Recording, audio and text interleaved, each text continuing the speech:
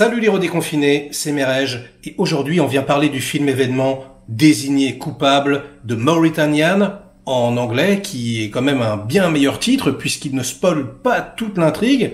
Bon, en même temps, l'affiche aussi spoil l'intrigue, puisque dès qu'on parle de terroristes, imaginons un film sur Ben Laden, on va pas mettre la tête de Ben Laden en gros plan, sinon ça serait un peu particulier, je pense que ça passerait pas du tout auprès du public. C'est un petit détail, mais c'est vrai que c'est comme The Shawshank Redemption, traduit par Les Évadés, l'énorme chef-d'œuvre de Darabont. C'est complètement débile, mais qu'est-ce que vous voulez? C'est la tradition française. Passons. Ce film a fait un buzz dernièrement, puisque au dernier Golden Globe, Jodie Foster a gagné le Golden Globe de la meilleure actrice dans un second rôle. Et c'est amplement mérité, je vais vous dire, parce que franchement, elle cartonne. Ça faisait longtemps qu'on l'avait pas vue dans un super film comme ça. Elle est assez rare, en fait, Jodie. Elle fait des films de temps en temps, mais pas trop. Et je trouve qu'elle a quand même réussi à gérer sa carrière d'une main de maître. Et personnellement, c'est mon actrice préférée, donc ça m'a fait hyper plaisir de la revoir. Et je pense que voilà, je verrai absolument tous les films avec elle dedans. Voilà, je suis attiré. Donc si vous êtes fan de l'actrice, vous ne serez pas déçu. Et ça déjà, c'est un bon point à savoir. Alors, le film est réalisé par quelqu'un que j'aime beaucoup. Il s'agit de Kevin MacDonald, et c'est un réalisateur que la plupart des gens connaissent pour Le Dernier Roi d'Écosse avec Forest Whitaker, un excellent film. Mais moi, personnellement, ce n'est pas mon film préféré du réal. Non, pour moi, c'est son film d'avant.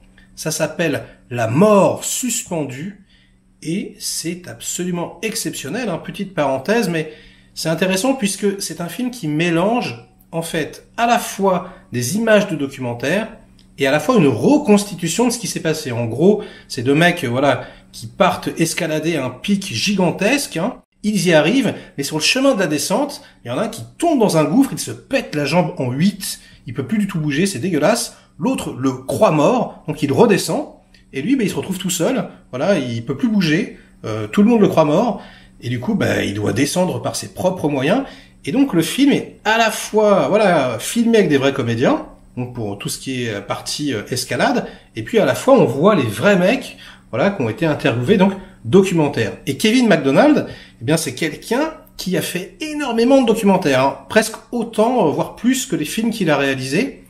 Et c'est très très intéressant, puisque particulièrement dans ce film-là, cette dualité se ressent. D'ailleurs, il y a deux formats. Donc il y a le format scope, il y a le format 1.33, on va dire pour le présent et le passé, mais également tout ce qui se passe à l'intérieur de la prison, puisque qu'est-ce que ça raconte Désigné coupable? Ça raconte l'horrible et effarante histoire vraie d'un homme qu'on enferme contre son gré dans la fameuse prison de Guantanamo, la prison américaine ultra secrète où les droits de l'homme étaient, on va dire, mis entre parenthèses. C'est incroyable. Alors je vais pas vous relater tous les faits, puisque ceux qui ne connaissent pas les tenants, les aboutissants, j'ai pas envie de vous spoiler. Et c'est extrêmement bien reconstitué.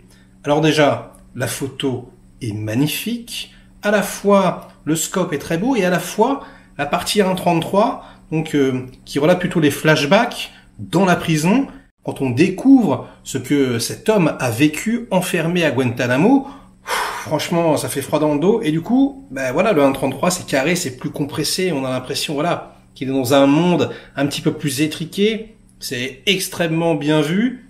D'ailleurs, la mise en scène dans son ensemble est extrêmement élégante. Franchement, c'est une foultitude de petits détails comme ça disséminés partout. Je vais juste vous donner un petit indice comme ça. Quand vous verrez le film, vous allez voir à un moment donné, alors Jodie Foster qui joue l'avocate, qui va défendre le monstre, on l'appelle l'avocate des terroristes et tout, on l'a conspue. Mais bon, elle, c'est son truc de défendre un peu les causes perdues. Et elle lui offre à un moment donné un sac avec un filet aux fiches, puisque c'est tout ce qu'il peut manger, c'est halal. Et lui, en fait, il prend le sac, il renifle le sac, et il est dégoûté un peu. Et donc, on comprend pas pourquoi, ça a l'air d'être un micro-détail comme ça. Je vous en dis pas plus, vous comprendrez pourquoi dans le film. Et en fait, c'est que des petites choses comme ça, disséminées à gauche, à droite. C'est franchement, au niveau de l'écriture, au niveau de la réal, ultra précis, ultra intelligent. Il y a des choses qui m'ont énormément plu. Par exemple, alors, il découvre au fur et à mesure les dossiers, parce que lui, en fait, il ne raconte pas l'histoire, il l'écrit. Et donc, Jodie Foster et sa comparse Shailene Woodley, eh bien, ils récupèrent comme ça tout un tas de documents, donc qui relatent les faits. Mais en fait, ils sont d'abord confidentialisés. Donc, il y a du noir, comme ça, sur les mots importants, sur ce qui pourrait être compromettant, voilà, pour la sécurité nationale. Sauf que là, ils reçoivent les trucs et il y a du noir partout. C'est-à-dire qu'il reste que des morceaux de phrases, etc. Et donc, ils entament un combat comme ça pour la vérité. C'est franchement très très prenant. Et parallèlement à ça, on a un autre personnage qui, lui, en fait, eh bien, joue l'avocat de la partie civile. Donc, il veut absolument défoncer cet homme. En gros, on l'engage pour le mettre à mort. Hein. Le gouvernement américain veut un responsable pour le 11 septembre. Et bon, ils l'ont choisi. Il faut voilà qu'on lui fasse l'injection létale. Et du coup, ce personnage assez, on va dire, duel, je vous en dis pas plus, c'est extrêmement bien campé par l'acteur qu'on adore tous dans Doctor Strange. C'est évidemment Benedict Cumberbatch que moi personnellement j'ai découvert dans l'excellente série anglaise Sherlock. Et donc là où c'est super intéressant, c'est que voilà, il y a une espèce de confrontation entre les deux parties. Et en fait, les deux sont en galère parce que même si on lui demande d'accuser le mec, on lui donne pas plus d'informations. Et c'est pareil, hein, tous les documents qu'il reçoit, eh bien, il peut pas en fait les utiliser pour accuser le prisonnier, puisque en fait, c'est pareil, hein, c'est des résumés, en fait, tout est confidentiel, etc. Et du coup, ça prend des mois et même des années, ne serait-ce que pour inculper Mohamedou Ould Sahali, c'est son nom, et il est campé par Tahar Rahim, un acteur français qu'on adore, on l'a tous trouvé exceptionnel dans Le Prophète, et là, il revient vraiment avec un rôle exceptionnel, il est énorme. Et quand je vous dis énorme, vraiment, quoi. Il est touchant, il est émouvant, il est en même temps animal, en même temps, il est ambigu. On ne sait pas trop s'il est innocent ou pas. Il y a vraiment des zones d'ombre, etc. C'est pas forcément, tout blanc ou tout noir. Ce que j'ai particulièrement apprécié également, c'est que le film n'est pas frontal et il fait appel à l'intelligence du spectateur. Donc, il compte sur vous. Et comme je vous le disais, la plupart, on sait ce qui s'est passé. Voilà, on connaît les séances de torture avec, par exemple, le rock qui passe en boucle, etc. Et à un moment donné, il va juste, pendant que Tahar Rahim déambule, il va juste à un moment donné mettre une musique hard rock, on sait pas trop, on l'entend, et c'est tout. Il va pas appuyer dessus comme ça. Sauf, évidemment, dans le climax, hein, où il faut bien montrer réellement ce qui s'est passé. Et encore, c'est pareil, il le fait pas frontalement, il le fait dans une scène très très poétique comme ça qui mélange à la fois les formats, comme je vous le disais, le présent, le passé, les hallucinations. C'est particulièrement intense, je vais rien vous spoiler, mais putain, mais j'ai chialé, mais vraiment, mais je pleurais à chaudes larmes, ça m'a vraiment ému et bouleversé. Pour moi, c'est un film d'utilité publique.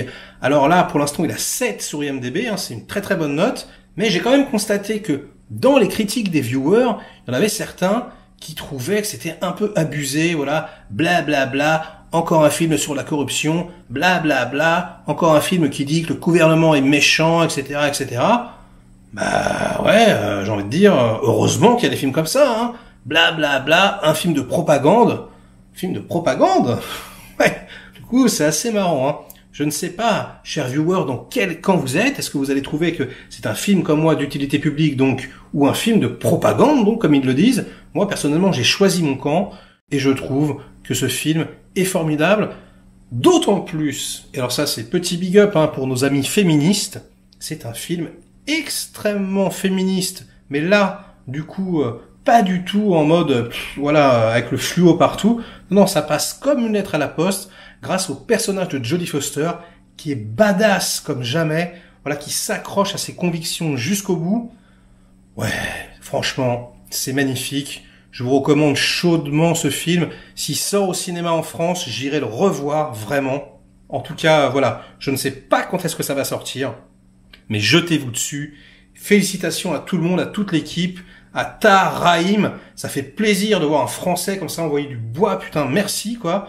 Et bah voilà, jetez-vous dessus, les petits cocos. Hein. Likez cette vidéo si elle vous a plu. Délikez-la sinon, hein, si vous trouvez que je dis de la merde ou que je suis trop sensible. Inondez-moi de commentaires pour faire marcher le petit robot YouTube.